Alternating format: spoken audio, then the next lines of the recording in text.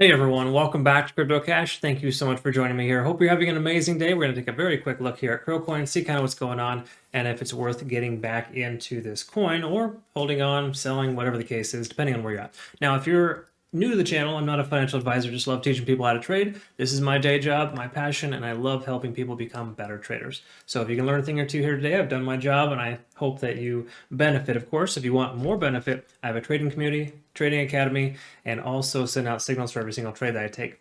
You can check that out, link in the description below. We have a new website, CryptoCache.tech. All right, so take a look here at Crow USDT one-day chart. To preface here, if you haven't seen my video for Bitcoin, check that out, of course, based on the simple fact that Bitcoin is pumping very hard today. We have about, almost 9% increase in under 3 hours. We can see a bit of a recovery here from KuCoin. All right. Now, it's all premature for the moment, so just take that with a grain of salt, but we're going to look at this here abstractly and kind of see what's going on. And a couple of things I point out before. We're up over the 200-day simple moving average, but below the 50, right? So until we pass up over that 50, we'll still have that as key level resistance. That's coming down to kind of meet this resistance level right around 48/46 cents, right in that range there. We got a bit of a channel between 46 and 48. Furthermore, we've got a nice support here at about 33 cents. That's equally as important.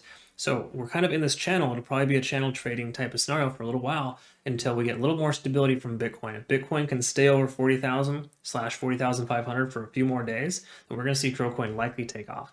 That's just kind of the sentiment. So I get the question right now, hey, should I take a short trade? Should I take a long position with Crow? Honestly, it's a little too early to tell. Dollar cost average is probably the best bet for you right now, just so you understand that, it's helpful to put a little bit in at a time at different price points than just to go all in at any given time. Okay, unless you're day trading for a very short amount of time, if you're swing trading or investment trading, dollar cost average is a way to go. I cover this in my Trading Academy videos, so if you are, again, not new to the channel and you are part of that, go ahead and check that out, of course. But generally speaking, I can tell you though that KuCoin is it's fairly synonymous with Bitcoin. This price action is very similar. So you just need to understand that if Bitcoin's going to make a move, KuCoin will likely do the same thing. Now you're kind of probably asking yourself, well, why isn't KuCoin up 15% or 10%? It's usually 1.5x. Well, there's a bit of a lag sometimes too. Oftentimes Bitcoin has to consolidate and do well before KuCoin takes off. Okay, so just note that. Now here with the 50-day simple moving average, simply put, the price action is trying to break above 50. Hasn't yet, a little premature. If we can't break above 50, then we can still be considered to be somewhat of a bearish sentiment. Now, I'm not saying completely bearish, like the price is just going to drop like a rock, but if we reject off of 50 on the RSI, that's reflected to a resistance level on the price chart. So if we look at it here, we can see there's a pretty strong resistance right around 43.6 cents. So I can go ahead and mark that here just so you can kind of see that. But generally speaking, that's roughly where the price action is having trouble passing. And that's reflected on the RSI where it doesn't want to break that. Okay, so until we get back, past that plane, so to speak, we can still consider that to be a resistance level. All right, so that's kind of what we're looking at there. We're just going to quickly peek over the 4-hour chart. We're up over the 200, correction, we're trending towards the 200-day simple moving average, but we're up over the 50. That's important to have that scenario because of the fact that typically it's referred to as a golden cross. Now it's not going to necessarily shoot straight up, but generally speaking, when the 200 intersects with the 50, or actually let's reverse that. When the 50 intersects with the 200 in an upward fashion, similar to a MACD convergence, you get this type of momentum push that pushes the price through that plane, if you will. That being said, that's a very good sign on the 4-hour chart, in my personal opinion, because that leads to the fact that we could and should see the price break this resistance as it's tried a few times and hasn't broken previously, right? Or at least in the relevant recent past. What was it? Roughly about a week ago, it tried to break, and then again a couple of days ago. So that's a good sign there. We're also up over 50 on the RSI there on the 4-hour, which is important. Basically just telling us the midterm is shifting in momentum from bearish to bullish, and that's a good sign. Same scenario here as well with a MACD. Commonly, this is a good sign to go long for a potential swing trade. Now, granted, Bitcoin did the exact same thing at the exact same time. Okay, so you need to understand that Bitcoin had a MACD convergence at 1 a.m. Pacific Standard Time, and it effectively pushed the price action higher, right? We're seeing the same thing here as well. So if we mark that right there at 1 a.m., you'll see that is going to be reflected on the 1-hour chart here, and it'll likely also coalesce here with the Ichimoku cloud. See, oftentimes when you see the price break above the cloud, it's commonly going to be breaking above on the MACD convergence, right? The 12-day intersects with the 26 in upward fashion, shoots up, and it's all good. That's kind of a signal there. So for lack of better terms, right now, we're getting a lot of signals that KuCoin is going to continue to progress upwards. Now, again, this is all pending on Bitcoin doing well. If Bitcoin drops right now to 38,000 or lower and breaks that key level support at 38,800, 38.8, then KuCoin would effectively follow suit. Okay, so none of this really matters if Bitcoin is going to fall flat on its face. But we can see this instant recovery here, right? These last 3 hours of significant bullish momentum, that is essentially what Bitcoin is bringing to the table. If we look at this here as well, what is that? That is a total of 7.5%. So almost a 1-to-1 ratio with KuCoin at this point. Okay, so again, you tell me if that's not synonymous, I don't know what is. All right, so anyways, that's kind of where we're at there, but the Ishimoku cloud is telling us that we're above the cloud. Conversion line is above the baseline right here, okay, and we're above the cloud. Then we also have the lagging span free and clear of any price action. So until one of these two things happens, in other words, until the conversion line intersects with the baseline in a downward fashion, we don't need to close our position.